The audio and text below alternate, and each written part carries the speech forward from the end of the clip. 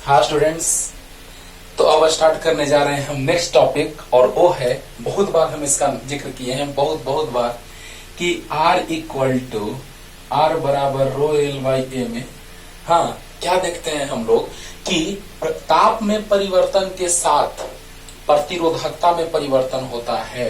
ये फॉर्मूला याद है जिसमें रो बराबर होता था एम ई बटा एन ई स्क्वायर टाउ और सिग्मा बराबर होता था n e square tau by m e, just इसका उल्टा। याद होगा, सब कुछ हम बहुत डिटेल में समझा चुके हैं, लेकिन बोले थे कि ताप के साथ परिवर्तन जब हम पढ़ेंगे तो ये पता चलेगा कि प्रतिरोधकता में ताप के साथ परिवर्तन किस रूप में होता है। ओके, तो देखा जाए यहाँ पर इसमें जो ये आप देख रहे हैं वो है आपका क्या, तो चालकता। ये क्या है, प्रतिरोधकता, जहां पे Me और E, Me है इलेक्ट्रॉन का द्रव्यमान और E है इलेक्ट्रॉन पर आवेश। इसमें ताप के साथ कोई परिवर्तन नहीं होगा, लेकिन संख्या घनत्व और शिथिलन समय में तो परिवर्तन होगा। वाह, यहाँ पर देखो शॉर्ट में, जितना ही ज्यादा संख्या घनत्व होगा उतना ही ज्यादा चालकता होगा। अच्छी बात है, जितना ही ज्यादा लोग होंगे, जैसे भीड़ है, और जैसे हम यहाँ से धक्का दे दिए तो वहां तक प्रभाव तुरंत कब पहुंचेगा, जब लोग बहुत ज्यादा होंगे। ओके, तो बताइए बच्चों, जितना ही ज्यादा संख्या घनत्व इलेक्ट्रॉनों का उतना ही ज्यादा उसकी चालकता, लेकिन जितना ही ज्यादा संख्या घनत्व उसकी प्रतिरोधकता उतना ही कम, रोकने की क्षमता उतना ही कम। अब सोचो, इसमें और इसमें ताप के साथ कोई परिवर्तन नहीं होने जा रहा है। अब सोचने वाली बात यह है कि यहां पर हम लोग क्या देख रहे हैं बच्चों, कि जैसे ही संख्या घनत्व का बात करेंगे तो ताप बढ़ाएंगे तो संख्या घनत्व में क्या होगा, वृद्धि होगा। यानी क्या था, संख्या घनत्व यानी मुक्त इलेक्ट्रॉनों की संख्या का घनत्व एकांक आयतन में, यानी कि एकांक आयतन में मुक्त इलेक्ट्रॉनों की जो संख्या होती थी उसे हम संख्या घनत्व कहते थे। अब सोचो, मुक्त इलेक्ट्रॉनों की संख्या, जैसे ही ताप देंगे वैसे ही कक्षा को छोड़ करके और कोई भी पदार्थ होगा, कोई भी परमाणु होगा बच्चों, उस परमाणु के नाभिक में धनावेश और न्यूट्रॉन होते हैं और कक्षाओं में इलेक्ट्रॉन चक्कर लगाते रहते हैं। वाह रे वाह, बहुत अच्छी बात है, बहुत अच्छी बात है। इस तरह से 1s2 2s2 2p6 3s2 ऐसे ही जाता रहता है। अब सोचो, जैसे ही हम ताप देंगे तो इलेक्ट्रॉन उत्तेजित अवस्था में आ जाएगा, एक निश्चित ऊर्जा प्राप्ति के फलस्वरूप वो कक्षा को छोड़ के भाग जाएगा।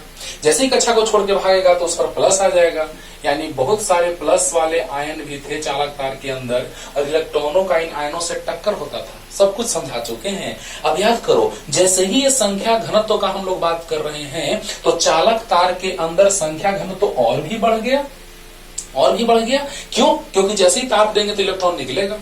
लेकिन बात यह है बाबू कि उस चालक तार के अंदर मुक्त इलेक्ट्रॉनों की संख्या इतना इतना इतना अधिक होता है, जैसे तुम्हारे पास मान लिया जाए कि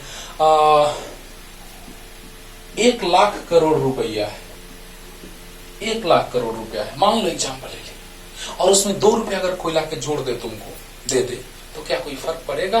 बहुत कम, न के बराबर फर्क पड़ेगा। ये नहीं कि किसी के पास 1 लाख करोड़ रुपया है, उसको 100 रुपया गिर गया तो बेचारा पटका पटका के रो रहा है, 100 रुपया मिल गया तो खुशी के मारे उछल रहा है। ऐसा कुछ नहीं है।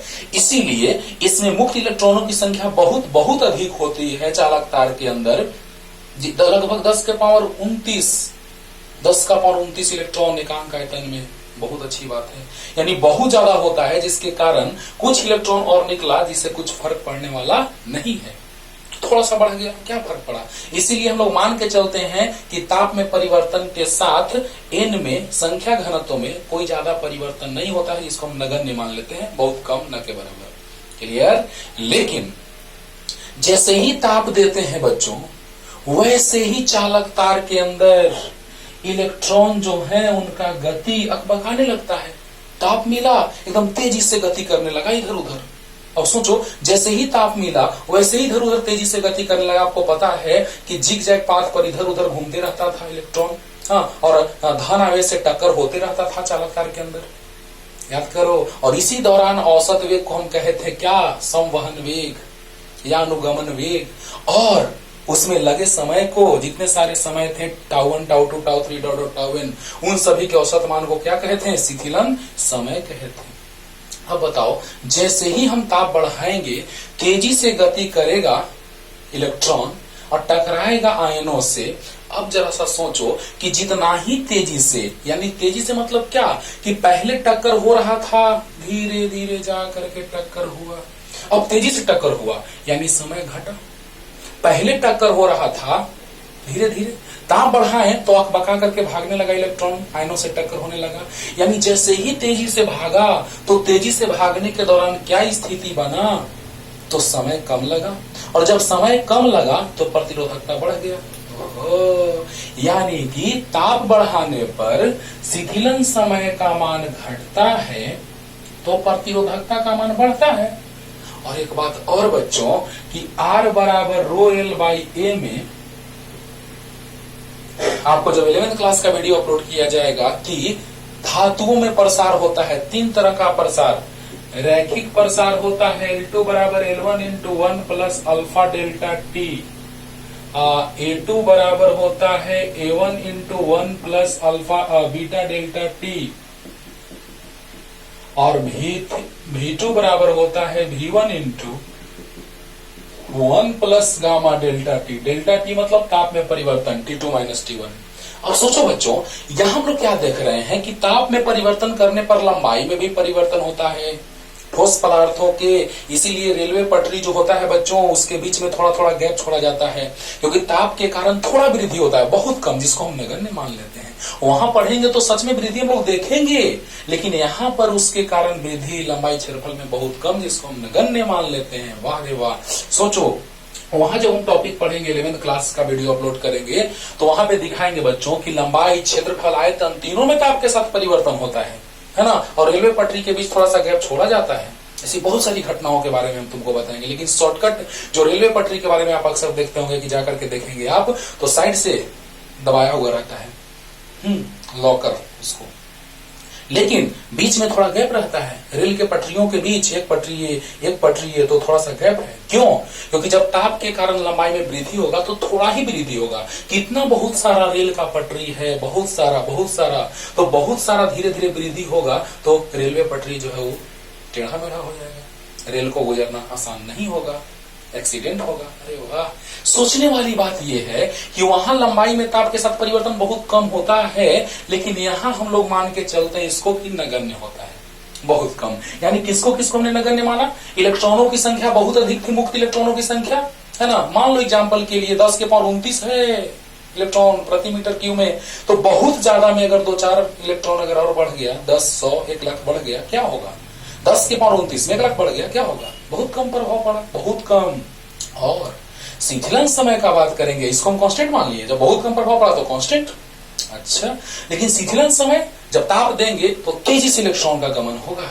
जब इधर उधर तेजी से गमन बढ़ जाएगा, और तेजी से मतलब क्या? समय कम लगा। तेजी से मतलब क्या? समय कम लगा। अरे बोलो, कहने का मतलब कि तेजी से जब गमन हो रहा है तो बताओ जल्दी से कि बहुत तेजी से गया यानी समय कम लगा, और समय कम लगा तो प्रतिरोधकता क्या हुआ? बढ़ गया, प्रतिरोधकता बढ़ गया। अब लंबाई और क्षेत्रफल, हम लोग लंबाई और क्षेत्रफल में परिवर्तन होता है ताप के साथ, लेकिन बहुत कम होता है, जिसके कारण हम उसको भी नगण्य मान लेते हैं। यानी कहने का मतलब कि जो प्रतिरोधकता होगा, जो प्रतिरोध, वो प्रतिरोधकता के समानुपाती होगा। यानी हम लोग दोनों चीज पढ़ने जा रहे हैं, प्रतिरोधकता और प्रतिरोध में ताप के साथ परिवर्तन। क्या बात है? प्रतिरोधकता तथा प्रतिरोध में ताप के साथ परिवर्तन। कितना बढ़िया बात है, सोचो। प्रतिरोधकता और प्रतिरोध में ताप के साथ परिवर्तन, variation of resistance and resistivity with temperature, और variation of resistivity and resistance with temperature. Clear? तो बताइए बच्चों, यहां से हमको आइडिया मिला कि ताप बढ़ाएंगे तो यहां हमको मान के चलना है लंबाई और क्षेत्रफल में परिवर्तन न के बराबर। क्लियर? और संख्या घनत्व में भी परिवर्तन न के बराबर। शीतलन समय घटेगा तो प्रतिरोधकता बढ़ेगा। इतना क्लियर होगा कि नहीं होगा? हुआ, यानी कि प्रतिरोध और ये भी नियत है, तो प्रतिरोध और प्रतिरोधकता ये दोनों नियत, ये भी नियत और क्षेत्रफल भी नियत है ना। बहुत कम परिवर्तन होगा जिसको हम क्या मान लेते हैं, नियत। इसमें भी बहुत कम परिवर्तन होगा जिसको भी हम नियत मान लेंगे। और शिथिलन समय घटेगा तो प्रतिरोधकता बढ़ेगा, और प्रतिरोधकता बढ़ेगा तो प्रतिरोध भी बढ़ेगा। इतना क्लियर हो गया होगा। जल्दी लिख लो, जल्दी जल्दी जल्दी, बस रफ स्केच कर लीजिए। अब देखो बच्चों, अब हम लोग देखने जा रहे हैं किस तरह से परिवर्तन होगा। अभी उसमें न्यूमेरिकल भी चलेगा, लेकिन पहले हम पूरा कॉन्सेप्ट क्लियर करने जा रहे हैं, है ना। पहले तो ये बात क्लियर हुआ कि अब ये बात हमको समझ में आ गया हम लोगों को बच्चों कि ताप बढ़ाने पर चालक पदार्थ का प्रतिरोध बढ़ता है। अरे वाह, बढ़ता है। पूरा चालक का डिटेल चलेगा कि किस तरह से प्रतिरोध और किस तरह से प्रतिरोधकता में परिवर्तन होता है, वृद्धि होता है। चालक पदार्थ का हम बहुत बार पीछे बोले भी हैं कि चालक पदार्थ का प्रतिरोध ताप बढ़ने पर बढ़ता है, लेकिन अर्धचालक पदार्थ का प्रतिरोध ताप बढ़ने पर घटता है। ये हम जिक्र किए हैं कि चालक पदार्थ का प्रतिरोध, चालक पदार्थ के प्रतिरोध का अगर हम बात करते हैं बच्चों, तो चालक पदार्थ का प्रतिरोध ताप बढ़ने पर बढ़ता है, लेकिन अर्धचालक पदार्थ का प्रतिरोध ताप बढ़ने पर घटता है। कैसे, आज सब कुछ सिखाने जा रहे हैं, ध्यान देना। तो पहले हम बात कर लेते हैं चालक के लिए। चालक के लिए क्या बात है। तो चालक के लिए क्या होता है बच्चों, ध्यान देना। और मुख्य रूप से हम तांबा का अगर ग्राफ खींचते हैं, एकदम बहुत ही स्टैंडर्ड बुक है ना, कोटा का पैकेज, स्टैंडर्ड बुक है ना, और एनसीईआरटी, इन सभी चीजों को ख्याल में रखते हुए, ध्यान में रखते हुए मैं आपका लेक्चर क्लियर कर रहा हूं। तो देखो, यहां है प्रतिरोधकता में परिवर्तन ताप के साथ। तो तांबा का अगर हम बात करें तो देखना एनसीईआरटी में ग्राफ कुछ इस तरह का खींचा रहता है। अरे वाह, यानी ताप बढ़ाने पर प्रतिरोधकता का मान क्या होता है, तो बढ़ता जाता है, और सरल रेखीय रूप में नहीं, थोड़ा सा वक्र रूप में होता है, और फिर सरल रेखीय रूप में आ जाता है। यानी बहुत कम परिवर्तन नजर आता है हमको वक्र के रूप में, यानी अधिकतर सरल रेखीय रूप में ही, लेकिन कुछ वक्र रूप में भी होता है। ये किसका है, तो ताप बढ़ाएंगे, ताप नियत रखेंगे तो प्रतिरोध नियत रहेगा, और ताप बढ़ाएंगे तो प्रतिरोध में वृद्धि होगा। ये किसके लिए प्रयोग से देखा गया, तो तांबा के लिए, तांबा के लिए। यानी ये चालक पदार्थ के लिए हम लोग देख लिए कि चालक पदार्थ का ताप बढ़ाने पर प्रतिरोध क्या होता है, प्रतिरोधकता क्या होता है, बढ़ता है। और अभी तुरंत हम समझा चुके हैं कि R समानुपाती रो, अभी तुरंत हम ला चुके हैं बच्चों। तो जब R समानुपाती रो है तो जिस तरह से प्रतिरोधकता में वृद्धि होगा उसी तरह से प्रतिरोध में भी वृद्धि होगा कि नहीं होगा। क्लियर हो गया। यानी ताप में वृद्धि करते जाएंगे और चालक पदार्थ के प्रतिरोधकता और प्रतिरोध में वृद्धि होता जाएगा। चालक पदार्थ का ताप बढ़ाने पर प्रतिरोध बढ़ता है, दिमाग में सेट कर लो। और यहां से एक एमवीआई पॉइंट बना कि चालक पदार्थ का प्रतिरोध ताप बढ़ाने पर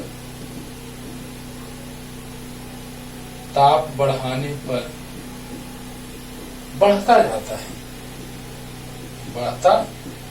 जाता है। तुम दिमाग में सेट कर लो इसको, तुम कभी नहीं भूलना है। देखना ना, भी क्वेश्चन एक से करेंगे तो क्लियर होगा सब कुछ। यानी चालक पदार्थ का प्रतिरोध ताप बढ़ने पर क्या होता है, बढ़ता जाता है। सेट हो गया माइंड में। और तांबा के लिए जब प्रयोग से ग्राफ खींचा गया, प्रयोग किया गया और देखा गया तो कुछ नहीं, प्रयोग किया गया, ताप बढ़ाता गया और प्रतिरोधकता में वृद्धि कुछ होता गया, तो ग्राफ खींचा गया, बहुत सारे पॉइंट मिले होंगे, उनको मिला दिया गया, ग्राफ खींचा गया। कैसे हम लोग y इक्वल टू एक्स का ग्राफ खींचते हैं, एकदम आराम से x का मान रखते जाते हैं, y का ग्राफ मिलता जाता है, नो टेंशन। अरे बोलो, यानी कि तांबा के लिए जब तांबा पदार्थ लिया गया होगा, तांबा का तार लिया गया होगा, चालक तार लिया गया होगा तांबा का, तो जैसे ही ताप बढ़ाया गया होगा प्रतिरोधकता में भी वृद्धि होता गया होगा। और इस प्रकार देखा गया कि तांबे के तार के लिए ग्राफ जो आता है प्रतिरोधकता में परिवर्तन किस तरह से होता है, तो आपके सामने है। रो ओम मीटर में आपको ऐसा मतलब बताए थे, और ताप केल्विन में। क्लियर। अब देखो बच्चों, अब यहाँ के बाद हम लोग आते हैं थोड़ा सा अति चालक का बात कर लेते हैं। जल्दी उतारो, जल्दी। तो चालक पदार्थ में हमने देखा कि कुछ ऐसी घटना घटित होती है। अब हम थोड़ा अति चालक का बात कर लेते हैं, बी नंबर। तो पहले अति चालकता देख लेते हैं, अति चालकता को भी परिभाषित कर लेते हैं। अति चालकता, अति चालकता क्या है? ये अति चालकता ध्यान से सोचो। अभी तुरंत हमने बताया कि ताप बढ़ाने पर चालक पदार्थ का प्रतिरोध बढ़ता है, तो ताप घटाने पर चालक पदार्थ का प्रतिरोध घटेगा। तो घटते घटते ताप एक निश्चित ताप तक आएगा जिसको हम क्रांतिक ताप कहते हैं, क्रिटिकल टेम्परेचर कहते हैं। और उस क्रांतिक ताप पर चालक तार का प्रतिरोध जो होता है वो शून्य हो जाता है। देखो बाबू, शून्य, शून्य कहने का मतलब एकदम बहुत बहुत बहुत बहुत कम, नगण्य, जिसको हम शून्य मान लेते हैं। हाँ, और उस घटना को ही अति चालकता कहते हैं। और इस घटना का जो पालन करता है, इस घटना को जो प्रदर्शित करता है, वैसे पदार्थ को अति चालक कहते हैं। क्या बात है। तो क्या डिफिनेशन लिखेंगे कि वैसी घटना जिसमें पदार्थ का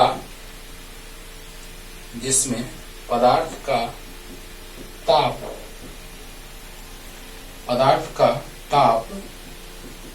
घटाने पर, ताप घटाकर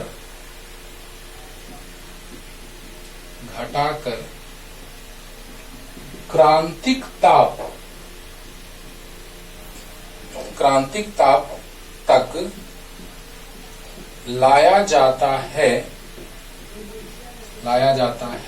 तो वैसी घटना जिसमें पदार्थ का ताप घटाकर क्रांतिक ताप तक लाया जाता है, तो इसका प्रतिरोध शून्य हो जाता है।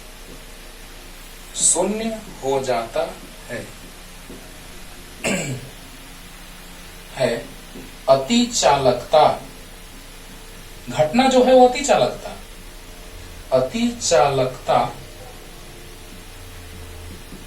कहलाता है।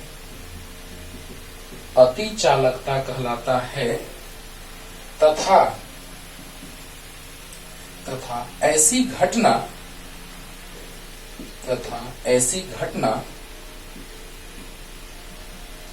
प्रदर्शित करने वाले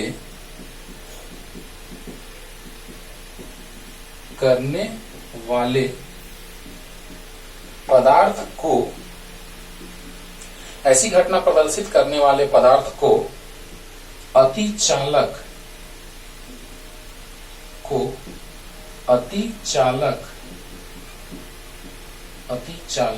कहा जाता है। क्या बात है, ध्यान से एकदम तुरंत क्लियर हो जाएगा, तुरंत याद हो जाएगा। चालक पदार्थ का प्रतिरोध ताप बढ़ाने पर बढ़ता है और ताप घटाने पर घटता जाता है। चालक पदार्थ का प्रतिरोध ताप बढ़ाने पर बढ़ता है और ताप घटाने पर घटता जाता है। तो जरा सा सोचो बच्चों कि चालक पदार्थ में ताप घटाएंगे तो धीरे धीरे ताप घट करके एक निश्चित ताप तक आएगा जिसको हम कहते हैं क्रांतिक ताप। क्रांतिक ताप का मान, ध्यान से सुनो, ध्यान से, क्रांतिक ताप का मान चाहे तो रूम टेम्परेचर के या उससे थोड़ा ज्यादा होता है। क्रांतिक ताप का मान रूम के ताप या उससे थोड़ा अधिक होता है। क्लियर।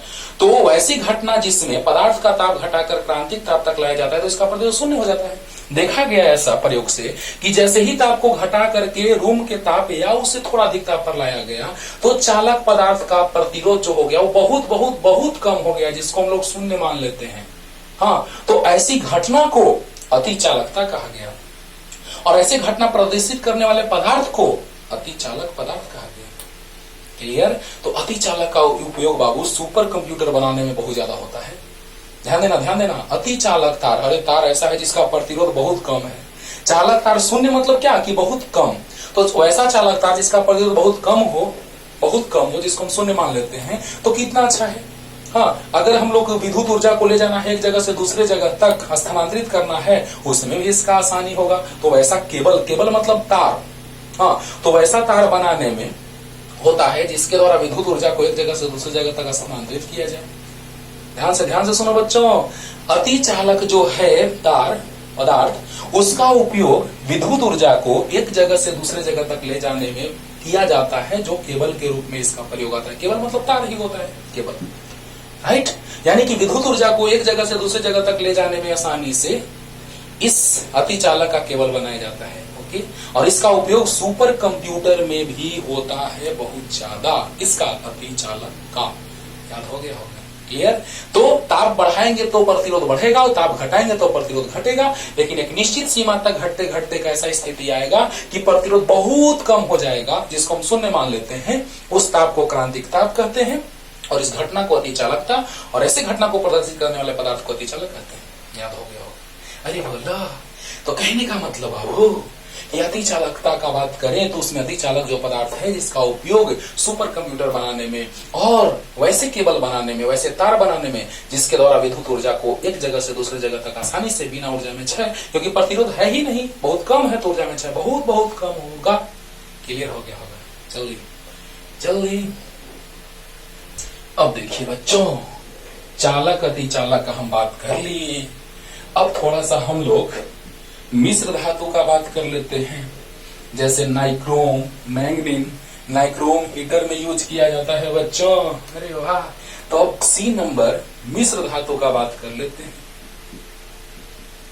मिश्र धातु के लिए तो मिश्र धातु में खासियत है, देखो बाबू सब प्रयोग करके देखा गया है ना, हम लोग भी प्रयोग कर पाते, आराम से देख पाते। प्रतिरोधकता ओम मीटर में, ताप केल्विन में। देखा यह गया कि बहुत कम परिवर्तन होता है, बढ़ रहा है थोड़ा, लेकिन बहुत कम परिवर्तन होता है, जिसको हम लोग नगण्य मान लेते हैं। नगण्य मान लेते हैं, यानी प्रतिरोध या प्रतिरोधकता लगभग नियत रहता है। तो प्रतिरोध या प्रतिरोधकता लगभग नियत रहता है, यानी थोड़ा वृद्धि होता है, जिसको हम लोग नगण्य मान लेते हैं। नगण्य मान लेते हैं, यानी कहने का मतलब आपको कि मिश्र धातुओं के लिए जब प्रयोग करके देखा गया तो ताप में वृद्धि किया गया तो बहुत ज्यादा प्रतिरोध में परिवर्तन नहीं हो रहा है। जैसे एग्जाम्पल ले लो, हीटर का तार जो होता है वो नाइक्रोम का बना होता है। नाइक्रोम, हाँ, मैंगनीन भी होता है बच्चों, मैंगनीन है ना, और भी है। तो नाइक्रोम, मैंगनीन, इस तरह का बात अगर किया जाए ऐसे मिश्र धातुओं का, तो मिश्र धातुओं के लिए ताप बढ़ाने पर प्रतिरोधकता में कोई परिवर्तन नहीं होता है, बहुत कम होता है, जिसको हम नगण्य मान लेते हैं। तो मिश्र धातुओं में ताप बढ़ाने पर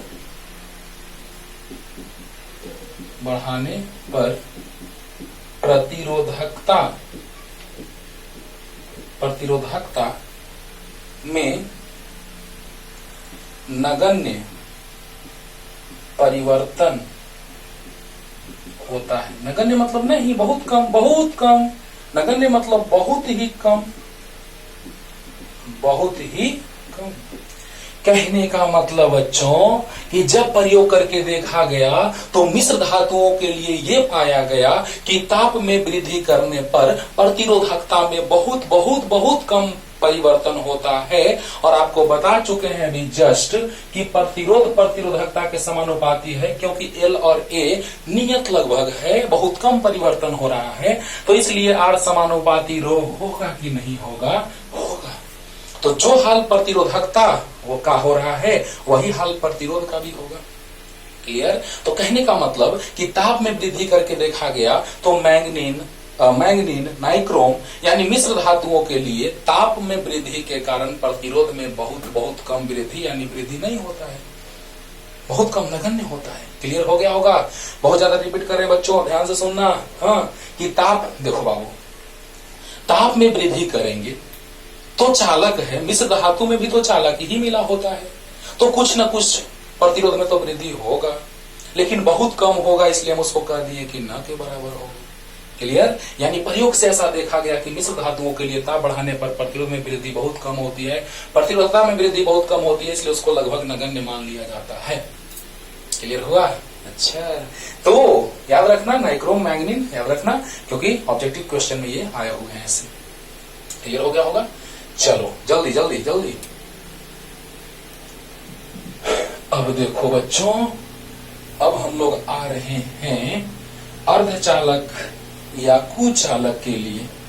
तो अर्धचालक और कुचालक का नेचर लगभग एक ही जैसा, जो हम बहुत ही अच्छे से आपको बताएंगे 14वां चैप्टर में, 14 चैप्टर में अर्धचालक चैप्टर ही है। तो डी नंबर अर्धचालक तथा कुचालक के लिए बहुत ही डिटेल में आपको हम अर्धचालक वाले चैप्टर में बताने जाएंगे। अर्धचालक कुचालक के जैसा भी व्यवहार करता है, अर्धचालक चालक के जैसा भी व्यवहार करता है, लेकिन उसका कंडीशन होता है, राइट, कि जब हम फॉरवर्ड बायसिंग करेंगे, अग्र अभिनत करेंगे, तो वह अर्धचालक चालक बन जाएगा। पश्च अभिनत करेंगे तो वह अर्धचालक कुचालक बन जाएगा। सब कुछ डिटेल में चलेगा अर्धचालक में। लेकिन होता क्या है बाबू, जब हम समीकरण का बात करते हैं तो प्रतिरोधकता इस रूप में परिवर्तन होता है, जहां पर Eg जो है, Eg वो है एनर्जी गैप, इंग्लिश में कहते हैं इसको एनर्जी गैप, यानी कि ऊर्जा में अंतर। यहां ऊर्जा में अंतर। देखो बाबू, चालक के लिए हम बता दिए कि ताप बढ़ाने पर प्रतिरोध बढ़ता है, तो ताप घटाने पर प्रतिरोध घटेगा। मिश्र धातु के लिए बता दिए कि ताप बढ़ाने पर प्रतिरोध में बहुत कम परिवर्तन होता है, जिसको हम नगण्य मान लेते हैं, राइट। और अर्धचालक के लिए हम बताएंगे अभी कि ताप बढ़ाने पर प्रतिरोध घटता जाता है, प्रतिरोधकता घटता जाता है, क्योंकि आपको हम बता चुके हैं कि प्रतिरोध समानुपाती होता है किसका, प्रतिरोधकता का। ये समीकरण 14 चैप्टर में, ओके। तो बताइए, रो बराबर रो नॉट ई का पावर Eg बाई kT, जहां पे के है बोल्ट्जमैन का नियतांक, के है केल्विन में ताप, ताप किसमें, तो केल्विन में, के क्या है, तो बोल्ट्जमैन का नियतांक, बोल्ट्जमैन का नियतांक। टेंशन नहीं लेना है, सब कुछ आगे चलेगा, लेकिन अभी थोड़ा सा हम एक्स्ट्रा चीज बता दे रहे हैं आपको। और ये जो है एनर्जी गैप, इंग्लिश Eg मतलब एनर्जी गैप, ऊर्जा में अंतर, किसके बीच, संयोजी पट्टी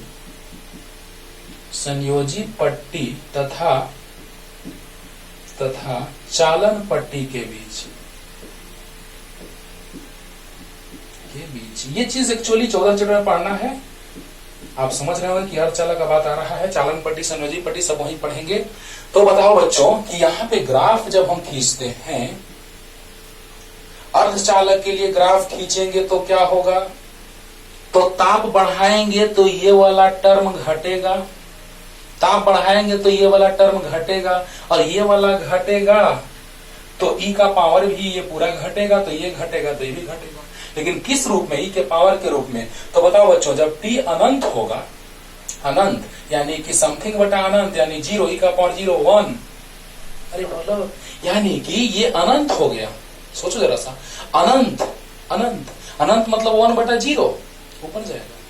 क्लियर। अब बताओ बच्चों, जैसे ही ये अनंत होगा तो क्या हो जाएगा, t अनंत होगा तो e का पावर Eg बाई kT, ये अनंत मतलब 1/0, 0 ऊपर, यानी e का पावर 0, 1, यानी कुछ न कुछ मान होगा इसका अनंत पर। जब t का मान कुछ होगा तो भी कुछ मान आएगा। जब t का मान 0 हो जाएगा, तो e का पावर 0, तो Eg बटा में k इंटू 0, तो 1 बटा कुछ बटा 0 यानी अनंत। अब e का पावर अनंत मतलब अनंत, यानी जब t 0 तो रो अनंत, और बीच में कुछ मान आएगा। जब सब मिलाओगे तो कुछ ऐसा ग्राफ आएगा। बोलो, अरे बोलो, फिर से रिपीट कर रहे हैं, ध्यान से सुनना बच्चों। ऐसा ग्राफ बस हम ऐसे ही खींच दिया जाता है, आप एनसीईआरटी बुक पलट के देखिएगा, डायरेक्ट ये ग्राफ खींच दिया गया है। किसके लिए, अर्धचालक तथा कुचालक के लिए। तो अर्धचालक का नेचर भी ऐसा ही होगा, प्रकृति ऐसा ही होगा, कुछ इधर उधर हो सकता है दोनों के लिए, अर्धचालक के लिए कुचालक के लिए अलग अलग होगा, लेकिन नेचर प्रकृति एक ही जैसा होगा। इसलिए दोनों के लिए एक साथ लेके चल रहे हैं। तो ध्यान देना बच्चों, दोनों के लिए प्रकृति एक जैसा होगा, राइट। तो देखना, ध्यान देना, ये 14 चैप्टर में पढ़ना है, लेकिन थोड़ा सा मैं समझाने का कोशिश कर रहे हैं। ध्यान से सुनना बच्चों कि ताप बढ़ाएंगे बोलो बोलो, ध्यान दो। ताप बढ़ाएंगे तो ये घटेगा, ये घटेगा मतलब ये घटेगा, ये घटेगा मतलब ये घटेगा। तो ताप बढ़ाएंगे तो प्रतिरोधकता घटेगा, लेकिन ई के पावर के रूप में। तो बताइए जब ये अनंत होगा, अनंत मतलब 1/0, ऊपर जाएगा, ई का पावर 0 1 होगा, यानी कुछ मान आएगा, राइट। अरे बोलो यार। ई देखना, ध्यान देना, ईजी जो है ऊर्जा में अंतर है, जो हम पढ़ाएंगे 14 चैप्टर में, संयोजी पट्टी तथा चालन पट्टी का बात बताएंगे तो, है ना। आप एनसीईआरटी बुक पलट के देख लीजिएगा ना, बस ग्राफ खींच दिया गया है ना, कुचालक के लिए। ओके, अब बताओ बच्चों कि जैसे ही हम लोग बात करेंगे रो बराबर रो नॉट ई का पावर ईजी बाई के टी। अब बताओ टी जब अनंत होगा तो अनंत मतलब 1/0, 0 ऊपर जाएगा, ई का पावर 0 1 होता है। अरे बोलो, कुछ तो मान आएगा। यहां भी जब टी का मान कुछ रखेंगे तो रो का मान कुछ आएगा, और टी का मान जब अनंत रखेंगे, 0 रखेंगे तो समथिंग बाई 0 अनंत, ई का पावर अनंत, तो अनंत, यानी जब टी 0 तो रो अनंत। क्लियर? तो बताइए इस तरह से इसका ग्राफ आया, जो ये समीकरण आप याद रखिएगा तो अच्छा रहेगा, लेकिन 14 चैप्टर में पढ़ना है। अगर उतना ना याद रहे तो बस ग्राफ खींचने के लिए आए, बस तुरंत ग्राफ खींच देना, ऐसा होता है तो होता है। यानी दिखाई दे रहा है कि चालक पदार्थ का, अर्धचालक पदार्थ का या कुचालक का ताप बढ़ाने पर प्रतिरोधकता घटता है, और प्रतिरोधकता घटेगा तो प्रतिरोध भी घटेगा। और ये बात हम बहुत पहले बोल चुके हैं, सिर्फ बोले थे ऐसे समझा करके, फील करा के, कि सोलर प्लेट जब उस पर धूप पड़ेगा तो पंखा का स्पीड बढ़ जाता है, डीसी फैन उससे जोड़ दो तो एकदम डायरेक्ट प्रैक्टिकल दिखाई देगा। जैसे ही पंखा को जोड़ोगे, हाँ, उस एसी से, मतलब सॉरी सोलर प्लेट से, तो जैसे ही जोड़िएगा तो वैसे ही धारा का प्रवाह बढ़ेगा, तब ना पंखा चलेगा। धारा का प्रवाह बढ़ेगा मतलब प्रतिरोध घटेगा, धारा का प्रवाह बढ़ेगा मतलब प्रतिरोध घटेगा, और प्रतिरोध घटने का मतलब क्या, एकदम आराम से सोचो, आराम से। सोलर प्लेट पे धूप पड़ा, पंखा का स्पीड बढ़ गया, यानी धारा का प्रवाह बढ़ा होगा, यानी प्रतिरोध घटा होगा। अरे वाह। लेकिन ऐसे बाबू जब हम तुमको अर्धचालक पढ़ाएंगे तो पी टाइप और एन टाइप अर्धचालक का बात करेंगे हम लोग, पी टाइप एन टाइप, जहां पे एन टाइप में इलेक्ट्रॉन्स ज्यादा होंगे और पी टाइप में होल ज्यादा होंगे, छिद्र, है ना। थोड़ा सा फील कराते हैं। ओके, आपको बता दें, ये तो क्लियर होगा आपको। कहां लिखे, कैसे लिख देते हैं बेटाएं, यहां लिख देते हैं इसको, आर समानुपाती रो, राइट। चलो ध्यान देना बच्चों, आराम से एकदम ध्यान से सीखिए। स्पीड अगर स्लो लगे स्पीड बढ़ा लीजिएगा। अब देखो बच्चों, boron, aluminium, gallium, indium, thallium, carbon, silicon, germanium, stannum, plumbum, nitrogen, phosphorus, arsenic, antimony, bismuth. इसमें बाह्यतम कक्षा में 3 इलेक्ट्रॉन होते हैं, तो इसमें भी 3, सब में 3, इसमें 4 तो सब में 4। देखो बाबू, ये एक्चुअली अर्धचालक है जिसमें हम ज्यादा यूज करते हैं सिलिकॉन और जर्मेनियम का। कार्बन कुचालक है, लेकिन अर्धचालक में लोग ले लेते हैं उसको, लेकिन एक्चुअली उसको नहीं लेना चाहिए, अर्धचालक में इसको लेना चाहिए, है ना। क्योंकि आकार बड़ा है, ऊर्जा देंगे तुरंत इलेक्ट्रॉन निकलेगा। इसका आकार छोटा है, इलेक्ट्रॉन निकलने में दिक्कत होगा। अरे वाह। और मुख्य रूप से इसका यूज करते हैं ये 5 संयोजी, 5 बाह्यतम कक्षा में 5 इलेक्ट्रॉन। अब बताओ बच्चों, होता क्या है कि जब हम ये वाला और ये वाला ग्रुप से उठाते हैं तो बन जाता है पी टाइप, क्योंकि इसमें एक इलेक्ट्रॉन की कमी है, तो होल बच गया। अरे वाह। और जब हम इसको लेके चलते हैं तो एक इलेक्ट्रॉन अधिकता हो जाता है, एक इलेक्ट्रॉन बढ़ जाता है, उसको हम कहते हैं एन टाइप। यानी इनके समूह से बनने वाले को एन टाइप और इनके समूह से बनने वाला को पी टाइप। तो पी टाइप में होल रहेगा और एन टाइप में इलेक्ट्रॉन रहेगा। तो ये हो गया एन टाइप अर्धचालक, ये हो गया एन टाइप अर्धचालक, और ये हो गया पी टाइप अर्धचालक। और जैसे ही हम ऊर्जा देते हैं बच्चों, तो इलेक्ट्रॉन होल में प्रवेश करना स्टार्ट हो जाता है, और यही घटना अर्धचालक में होता है, जो हम शॉर्ट में आपको भी समझा दिए। Right, clear. तो इस तरह से अर्धचालक में क्या होगा कि ताप बढ़ाएंगे तो धारा का प्रवाह बढ़ेगा, यानी प्रतिरोध घटेगा, प्रतिरोधकता घटेगा, समझ में आ गया। यानी कि ताप बढ़ाने पर प्रतिरोधकता घटता है अर्धचालक या कुचालक पदार्थों के लिए। तो क्या एक पॉइंट लिखेंगे, जल्दी से लिख लो, जल्दी लिख लो, जल्दी फास्ट हो गया। अब देखना ना, ये तो है कि सोच रहे हैं हम लोग, फिर मैथमेटिकली देखेंगे, मुख्य रूप से हम लोग चालक का बात करेंगे, है ना।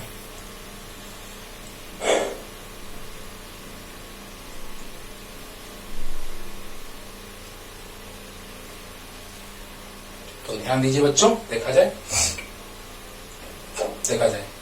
जल्दी से ध्यान दिया जाए। अब हम लोग बात करने जा रहे हैं कि अर्धचालक का बात हम लोग तो कर लिए कि ताप बढ़ाने पर प्रतिरोध क्या होता है, घटता है। यानी अर्धचालक पदार्थों, अर्धचालक तथा कुचालक पदार्थों का प्रतिरोध ताप बढ़ाने पर, का प्रतिरोध तथा प्रतिरोधकता, पदार्थों का प्रतिरोधकता तथा प्रतिरोध ताप बढ़ाने पर घटता जाता है,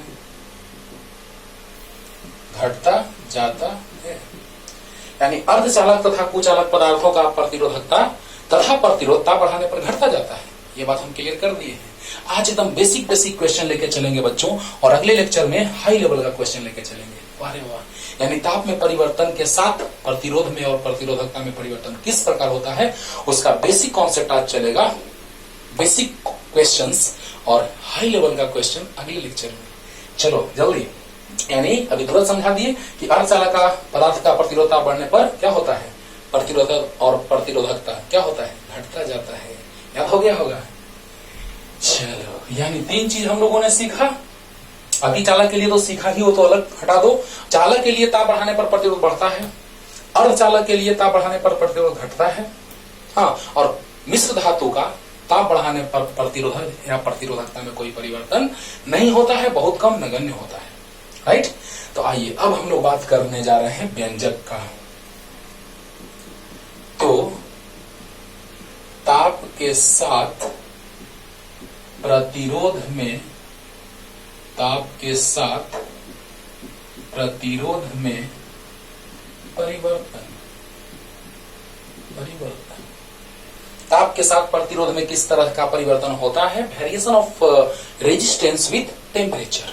अब ध्यान दीजिए बच्चों, जिस तरह से हम लोग पढ़ते थे कि ताप दिए तो लंबाई में वृद्धि हुआ, उसी तरह से ताप देने पर प्रतिरोध में भी वृद्धि होता है। तो होता क्या है, मान लो कि ताप जब T1 है तो प्रतिरोध R1 रहा होगा, और जब ताप T2 हो गया तो प्रतिरोध R2 हो गया होगा। यानी ताप में परिवर्तन कितना हुआ होगा, तो ताप में परिवर्तन हुआ होगा डेल्टा T बराबर T2 माइनस T1। तो प्रतिरोध में परिवर्तन कितना, प्रतिरोध में परिवर्तन कितना, तो R2 माइनस R1, जिसको हम डेल्टा R लिख देते हैं। वाह रे वाह, क्या बात है। यानी कहने का मतलब बच्चों कि ताप के साथ प्रतिरोध में परिवर्तन का जब हम बात करने जा रहे हैं, तो ताप में परिवर्तन करेंगे तो प्रतिरोध में परिवर्तन होगा। यानी ताप में परिवर्तन delta T T2 minus T1, तो प्रतिरोध में परिवर्तन R2 माइनस R1 यानी डेल्टा R। क्लियर। अब देखिए आंशिक परिवर्तन जो होता है वो कितना, तो प्रतिरोध में जो आंशिक परिवर्तन होता है वो कुछ इस तरह का डेल्टा T के समानुपाती होता है। वाह रे वाह, ध्यान दो, ये सबसे बड़ा बात है, ध्यान से समझना बच्चों। जैसे हम वहां बात करते थे, जब आपको हम फोर्स में प्रसार पढ़ाएंगे, रैखिक प्रसार सिर्फ समझा देते हैं कि लंबाई में जो आंशिक परिवर्तन होता है वो ताप में परिवर्तन के समानुपाती होता है। जितना ही ताप में परिवर्तन ज्यादा होगा उतना ही लंबाई में आंशिक परिवर्तन ज्यादा होगा, जितना ही ताप में परिवर्तन ज्यादा होगा उतना ही लंबाई में आंशिक परिवर्तन ज्यादा होगा। तो जितना ही ताप में परिवर्तन ज्यादा होगा, प्रतिरोध में भी आंशिक परिवर्तन उतना ही ज्यादा होगा। इस बात को एकदम दिमाग में सेट कर लो। This is much important concept, है ना, कि ताप में परिवर्तन जितना ही ज्यादा होगा उतना ही प्रतिरोध में आंशिक परिवर्तन ज्यादा होगा। क्लियर? तो जल्दी यहां तक आइए, जल्दी से ये बात एकदम दिमाग में सेट रखना है। जितना ही ताप में परिवर्तन ज्यादा करेंगे प्रतिरोध में भी आंशिक परिवर्तन उतना ही ज्यादा होगा तो होगा। जल्दी अब देखो बच्चों, एक से क्वेश्चंस बनेंगे लेकिन पहले थ्योरी कंप्लीट करते हैं। ध्यान दो बच्चों। तो देखा जाए, अब यहां से क्या आ जाएगा, समानुपाती हटाएंगे डेल्टा आर बटा R1 बराबर, समानुपाती हटाने के बाद भी एक नियतांक ही आता है जिसको अल्फा नाम है बाबू। अल्फा नाम है एक्चुअली प्रतिरोध ताप गुणांक, है ना, लेकिन उसको कहते हैं अल्फा। तो डेल्टा आर को लिख दे, अभी तुरंत लिखे थे R2 माइनस R1 और R1 से गुना कर दे बच्चों, जल्दी बताओ, R1 से गुना कर दे, राइट। अब देखो R1 को दाईं ओर लेके चले जाएंगे तो R1 plus R1 alpha delta T यानी R2 बराबर R1 into 1 plus alpha delta T। क्या बात है, फॉर्मूला बन गया। लेकिन फॉर्मूला का यूज कैसे करेंगे इतना आसान नहीं, है ना। जब स्टैंडर्ड देख के बनाना क्वेश्चन, जैसे कोई क्वेश्चन जब आएगा उसको बनाओगे डायरेक्ट R2 बराबर R1 into 1 plus alpha delta T से तो गलत हो जाएगा, है ना। उसके लिए क्या उपाय करना पड़ता है सब कुछ समझाने जा रहे हैं बच्चों। ध्यान देना कि जब हम बात करें प्रतिरोध में आंशिक परिवर्तन का तो देख रहे हैं कि डेल्टा आर बटा R1 समानुपाती है डेल्टा T का। सोचो, डेल्टा आर बटा R1 समानुपाती है किसका, डेल्टा T का। तो समानुपाती हटाएं तो एक नियत आया जिसको हम कहते हैं प्रतिरोध ताप गुणांक। प्रतिरोध ताप गुणांक।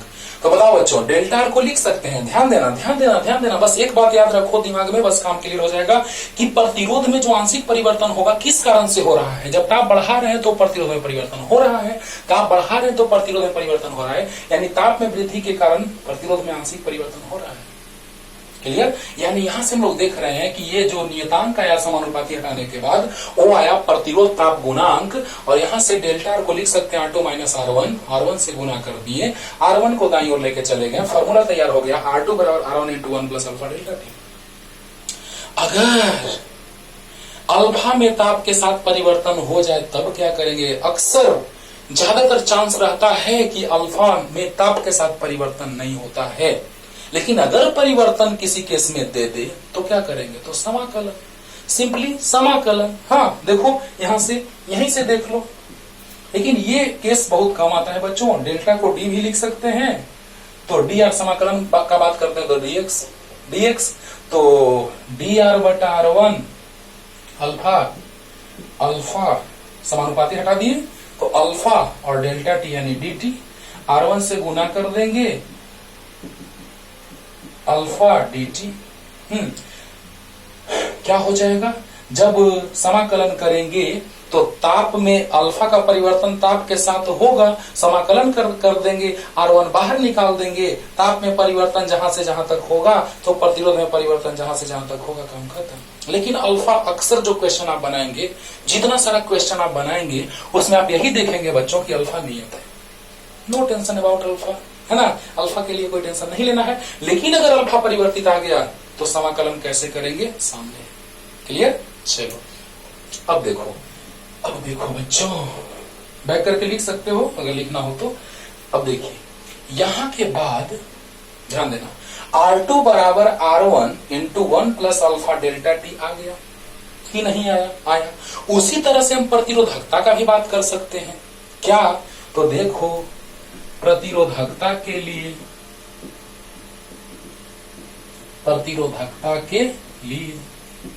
है ना, शॉर्टकट मेथड ही बता रहे हैं, पहले डिटेल में सीखो। तो डेल्टा रो बाई रो 1 समानुपाती है डेल्टा टी का। जल्दी बोल दो, जल्दी बोल दो। अरे delta rho by rho one समानुपाती है किसका? डेल्टा टी का। तो अब बताओ बच्चों, यहां भी समानुपाती हटेगा, वही प्रतिरोधकता में आंशिक परिवर्तन, समानुपाती हटेगा तो अल्फा आएगा। और इसका नाम भी बड़ा आराम से कुछ नहीं, वो था प्रतिरोध ताप गुणांक, तो यहां हो जाएगा प्रतिरोधकता ताप गुणांक।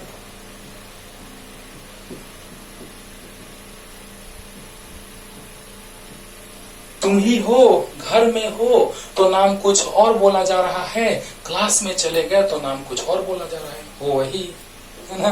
तो कहने का मतलब ये प्रतिरोधकता के रूप में रहेगा तो प्रतिरोधकता ताप गुणांक, और प्रतिरोध के रूप में रहेगा तो प्रतिरोध ताप गुणांक। क्लियर हो गया होगा। आंशिक परिवर्तन, ये बात पे फोकस करना जरूरी है बच्चों, कि जो प्रतिरोधकता में आंशिक परिवर्तन होगा, प्रतिरोधकता में जो आंशिक परिवर्तन होगा वो ताप में परिवर्तन के समानुपाती होगा। प्रतिरोधकता में आंशिक परिवर्तन ताप में परिवर्तन के समानुपाती। यहां से समानुपाती हटा दिए तो बराबर आ गया, और ये वाला नहीं है, ये अल्फा है, प्रतिरोधकता ताप गुणांक। अब देखो यहां से इसका मतलब क्या, तो रो2 माइनस रो1 बराबर रो1 अल्फा डेल्टा टी। तो रो2 बराबर आ गया रो1 प्लस रो1 अल्फा डेल्टा टी। तो रो2 बराबर आ गया रो1 1 plus alpha delta T, alpha delta T. Right. तो देखिए बच्चों, इतना तक कॉन्सेप्ट क्लियर आपको हुआ कि नहीं हुआ? रो2 बराबर rho one into 1 plus alpha delta T. अब देखो इसको शॉर्ट में बताने जा रहे हैं, जल्दी से लिखो, तो शॉर्ट में बताने जा रहे हैं इसी चीज को, जल्दी जल्दी फास्ट। फिर अल्फा को भी डिफाइन करेंगे जल्दी। अब देखो बच्चों, यहीं से ला देते हैं तुरंत। अब आपको बता दिए हैं अभी थोड़ा देर पहले कि ताप में परिवर्तन के कारण लंबाई और क्षेत्रफल में परिवर्तन बहुत बहुत बहुत कम होता है, इसीलिए उसका लंबाई और क्षेत्रफल वही रहेगा। तो आर बराबर याद है रो एल बाई ए, तो rho two L2 by A, two नहीं L by A, rho one L by A. क्यों? क्योंकि उसके लंबाई और क्षेत्रफल में बहुत बहुत कम परिवर्तन होता है, जिसको हम नगण्य मान लेते हैं। L बाई ए से L बाई ए कैंसिल हो गया, तो रो2 बराबर आ गया rho one into 1 plus alpha delta T. देखो बाबू, डिटेल में वहां और शॉर्ट में यहां। लेकिन यहाँ एक बात दिमाग में सेट रखना होगा कि लंबाई और क्षेत्रफल में कोई परिवर्तन नहीं हो रहा है ताप के साथ, यानी बहुत कम, यानी लंबाई भी नियत है और क्षेत्रफल भी नियत है। अंडरस्टूड? क्लियर हुआ? अब अल्फा को थोड़ा डिफाइन कर लेते हैं, जल्दी से लिख लो बच्चों, जल्दी फास्ट जल्दी। अब देखो अल्फा को डिफाइन करना बड़ा आसान हो गया। यहां से क्या है ये प्रतिरोध ताप गुणांक और प्रतिरोधकता ताप गुणांक, तो देखो हम तुरंत डिफाइन हो जाएगा। और अल्फा का मान किसके लिए कितना होता है वो भी बताने जा रहे हैं, तो देखना बच्चों, ध्यान देना। देखो जब हम लोग बात करेंगे प्रतिरोधकता ताप गुणांक और प्रतिरोध ताप गुणांक, तो अभी तुरंत हम लिखे हैं कि प्रतिरोध में आंशिक परिवर्तन, ध्यान देना, ऐसे अल्फा डेल्टा टी इतना आया था। डेल्टा टी मतलब ताप में परिवर्तन, T2 माइनस T1 शुरू में लिख दिए हैं, डेल्टा का मतलब R2 माइनस R1 शुरू में लिख दिए हैं। अच्छा, तो बताओ बच्चों, अल्फा बराबर लिख सकते हैं डेल्टा R बटा R1 डेल्टा टी। यहां से इसका ऐसे मात्रक भी आएगा, वीमा भी आएगा, है ना। तो देखिए प्रतिरोध में परिवर्तन यानी प्रतिरोध, ओके, प्रारंभिक प्रतिरोध अगर 1 ओम हो जाए, R1 अगर 1 ओम हो जाए, और ताप में परिवर्तन अगर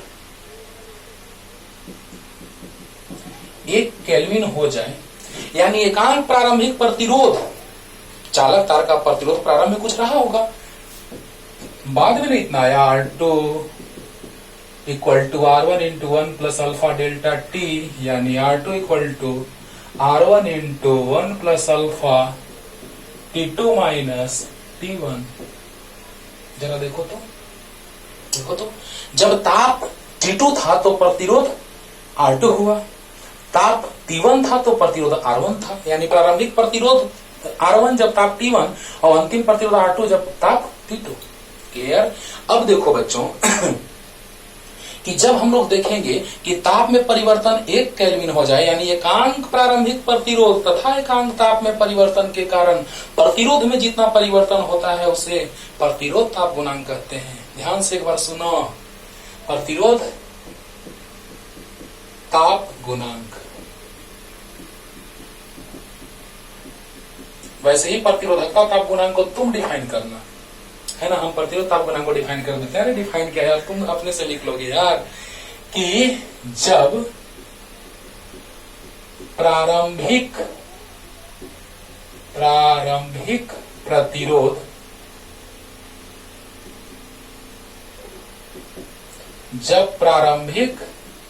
प्रतिरोध R1 बराबर 1 ओम तथा ताप में परिवर्तन डेल्टा T बराबर 1 केल्विन हो, तो प्रतिरोध में जो परिवर्तन होता है प्रतिरोध ताप गुणांक कहलाता है, इसे अल्फा द्वारा सूचित किया जाता है ना, अल्फा द्वारा। ओके, तो बताइए बच्चों, ध्यान दीजिए कि जब एकांक प्रारंभिक प्रतिरोध तथा एकांक ताप में परिवर्तन के कारण प्रतिरोध में कुछ परिवर्तन होगा, एकांक प्रतिरोध और एकांक ताप में परिवर्तन के कारण प्रतिरोध में जो परिवर्तन होता है उसे प्रतिरोध ताप गुणांक कहते हैं। क्लियर हो गया होगा। अब देखो इसका मात्रक क्या होगा और ऐसे ही मात्रक क्या होगा, क्योंकि आपको बता दें कि ताप का परिवर्तन डिग्री सेल्सियस और केल्विन में समान होता है। बहुत अच्छा बात, जैसे 10 डिग्री सेल्सियस है और 20 डिग्री सेल्सियस है, तो अंतर लो तो 10 डिग्री सेल्सियस आएगा, लेकिन केल्विन में बदल दो तो भी 10 ही केल्विन आएगा। केल्विन में बदलेंगे तो 10 में 273.15 जोड़ेंगे और 20 में भी 273.15 जोड़ेंगे, केल्विन में आ गया। अब घटाएंगे तो इसमें से ही घटाएंगे तो ही कट जाएगा, 20 में से 10 जाएगा, 10 केल्विन आएगा। क्या बात है। हाँ, तो ऐसा ही मात्रक तो केल्विन में आएगा, लेकिन मात्रक डिग्री सेल्सियस में आएगा। अब देखो बच्चों, अल्फा ऐसे ही मात्रक और बीमा का बात कर लेते हैं थोड़ा सा। इसका ओम होगा, प्रतिरोध में परिवर्तन 5 ओम माइनस 2 ओम बराबर 3 ओम, और प्रारंभिक प्रतिरोध तो ओम, ताप में परिवर्तन केल्विन, तो केल्विन का पावर माइनस 1, ऐसे ही मात्रक होगा। लेकिन ऐसे मात्रक का बात किया जाए तो डिग्री सेल्सियस भी होता है, तो डिग्री सेल्सियस इनवर्स आएगा, है ना, ये ऐसा ही मात्रक होगा। लेकिन अन्य मात्रक डिग्री सेल्सियस इनवर्स भी होगा। तो ताप में परिवर्तन देखो यहां से ओम बटा ओम और डिग्री सेल्सियस, तो डिग्री सेल्सियस इनवर्स। क्लियर। तो अन्य मात्रक हो गया डिग्री सेल्सियस इनवर्स, लेकिन ऐसे ही मात्रक केल्विन इनवर्स। और वीमा भी के इनवर्स होगा, नसीब अच्छा है, वीमा भी के इनवर्स होगा। क्यों? के का पावर ऊपर, क्योंकि ताप का वीमा होता है के ही। वाह, तो वीमा के इनवर्स हो गया। क्या बात है, यानी अल्फा का वीमा अगर लिखे तो के इनवर्स। क्लियर। उसी तरह से प्रतिरोधकता ताप गुणांक भी डिफाइन कर लेंगे। जल्दी से पहले इतना लिखो, जल्दी फास्ट, जल्दी। आज थ्योरी रहने देते हैं, नहीं तो ज्यादा टाइम हो जाता है, पकाने लगते हैं। और न्यूमेरिकल एक साथ चलेगा, नहीं तो हम कहेंगे कि न्यूमेरिकल वहां 2 ठो कराएं बाबू, आज करा रहे हैं। उससे अच्छा है कि एक साथ न्यूमेरिकल पूरा कराएंगे। जल्दी से लिख लो, जल्दी फास्ट, जल्दी। अब प्रतिरोधकता ताप गुणांक तो वैसे ही आप आराम से डिफाइन कर लेंगे कि एकांक, ऐसे देखो, इसी में मिटा के लिख रहे हैं बाबू, देखो क्या बात है, क्या बात है, हो गया। देखो मात्रक बीमा वही आएगा। अरे वाह, देखो एकांक प्रारंभिक प्रतिरोधकता तथा एकांक ताप में परिवर्तन के कारण प्रतिरोधकता में जो परिवर्तन होता है उसे प्रतिरोधकता ताप गुणांक कहते हैं। एकांक प्रारंभिक प्रतिरोधकता तथा एकांक ताप में परिवर्तन के कारण प्रतिरोधकता में जो परिवर्तन होता है उसे प्रतिरोधकता ताप गुणांक कहते हैं। क्लियर हो गया होगा। अरे वाह, तो बताइए बच्चों, ये भी क्लियर। ऐसा ही मात्रक बीमा सब वही, हाँ, यहाँ रो कर देंगे, क्लियर हो जाएगा। हो गया, चलो जल्दी जल्दी जल्दी।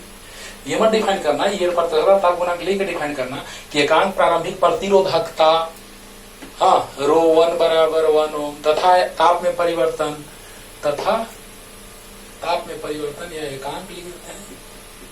ताप में परिवर्तन इतना हो, अच्छा लिख दिए हैं तो ठीक है। तथा ताप में परिवर्तन डेल्टा टी बराबर 1 केल्विन हो, या एकांक ताप में परिवर्तन लिखो या ताप में परिवर्तन डेल्टा टी 1 केल्विन हो, ठीक है।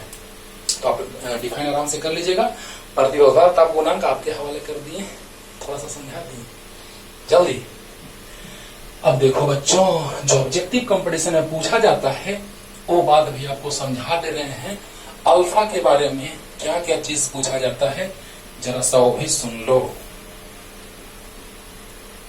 अल्फा के बारे में है ना, प्रतिरोध ताप गुणांक या प्रतिरोधता ताप गुणांक एक ही चीज है बस। जब प्रतिरोध रहेगा तो प्रतिरोध और प्रतिरोधता तो प्रतिरोधकता, है ना। एक और फॉर्मूला बड़ा अच्छा क्लियर करने जा रहे हैं, जल्दी से ध्यान दो। अच्छा, जब चालक के लिए बात करेंगे, चालक के लिए, तो चालक के लिए प्रतिरोध बढ़ेगा, R2 बड़ा होगा R1 से। R2 बड़ा होगा R1 से कब? जब अल्फा प्लस में होगा तब, क्योंकि ताप में परिवर्तन तो कुछ ना कुछ आएगा प्लस में। तो अल्फा पॉजिटिव, बोलो जल्दी बोलो। अरे मेरे भाई, ये कब बढ़ेगा? जब यहां प्लस रहेगा तब कि माइनस रहेगा तब? प्लस रहेगा तब। अर्धचालक या कुचालक के लिए, अर्धचालक के लिए बोलो बोलो, अर्धचालक या कुचालक के लिए क्या हो जाएगा? तो R2 ताप बढ़ाने पर प्रतिरोध घटता है, यानी R2 छोटा है किससे? R1 से। R2 छोटा R1 से, तो R2 छोटा R1 से कब होगा? जब यहां माइनस होगा, यानी अल्फा माइनस में होगा। और मिश्र धातु के लिए, मिश्र धातु के लिए R1 R2 के बराबर होगा, यानी अल्फा 0 होगा। क्या बात है, क्या बात है। देखना, हाँ, फॉर्मूला भी उसी समय ला करके दिखाएंगे आपको, एकदम रिलेशन स्टैब्लिश करेंगे बढ़िया सा एकदम, और उसके बाद एकदम एक से क्वेश्चन चलेगा बेसिक से लेकर के हाई लेवल तक, राइट। तो पढ़ते रहिए अच्छे से। एक बार और समझा देते हैं। R2 बराबर R1 into 1 plus alpha delta T. तो चालक के लिए क्या हो जाएगा? तो प्रतिरोध बढ़ता है, चालक का प्रतिरोध ताप बढ़ने पर बढ़ता है, तो R2 बड़ा होगा R1 से, यानी अल्फा प्लस में होगा। अर्धचालक के लिए प्रतिरोध घटता है, घटेगा कब? कम होगा कब? जब ये माइनस होगा अल्फा। और मिश्र धातु के लिए बराबर होता है, नगण्य परिवर्तन होता है, ग्राफ से दिखाए हैं, यानी कि अल्फा 0 होगा तब ना बराबर होगा। ये बराबर कब होगा? जब ये 0 होगा, खत्म। R1 बराबर R2। क्लियर? तो एक संबंध भी बहुत अच्छा स्थापित करेंगे। अभी अगर संबंध स्थापित कर देंगे तो क्या होगा कि फिर से आपको दिक्कत होगा वहां पे कि सर क्या संबंध स्थापित करवाए थे, जो लेक्चर नहीं देखा होगा। लेकिन लेक्चर तो ये देखना होगा उसको समझने के लिए। लेकिन थोड़ा सा हिंट दे रहे हैं कि जब ताप 0 होगा T0, तो मान लिए T0 जिसको हम 0 मान लिए, 0 डिग्री सेल्सियस, तो प्रतिरोध R0 मानेंगे। जब ताप T1 तो प्रतिरोध R1, जब ताप T2 तो प्रतिरोध R2। अब यहां से बढ़िया सा संबंध स्थापित करेंगे, जो अगले लेक्चर में भी करेंगे। अभी थोड़ा सा हिंट दे रहे हैं, जल्दी से उतार लो, जल्दी से। यानी चालक के लिए अल्फा प्लस, अर्धचालक के लिए माइनस, और मिश्र धातु के लिए 0। चलो थोड़ा सा संबंध स्थापित करके दिखा रहे हैं, जिसपे AIEEE का, IIT का एक से क्वेश्चन आप बनाएंगे अगले लेक्चर में। तो R1 बराबर R0 into 1 plus alpha delta T, यानी T1 माइनस T0 0। अरे यार, यहाँ T0 होगा ना, 0 मान लिया 0। तो बताओ, R1 बराबर R0 इंटू, R2 बराबर R1 into 1 plus alpha delta T होता था। तो R1 बराबर R0 इंटू 1 प्लस अल्फा, और T1 माइनस T0 0 है। और R2 बराबर R0 इंटू 1 प्लस अल्फा, अब होगा T2 minus T0। R2 R0 है तो T2 माइनस T0 0 है। और जैसे भाग देते हैं तो R2 बटा R1, और ये से ये कट जाएगा, 1 प्लस अल्फा T2 बटा 1 प्लस अल्फा T1 से बहुत अच्छा क्वेश्चन सोल्व होता है, जो अगले लेक्चर में भी आपको डिटेल में समझाएंगे। अच्छे से पढ़ते रहिए।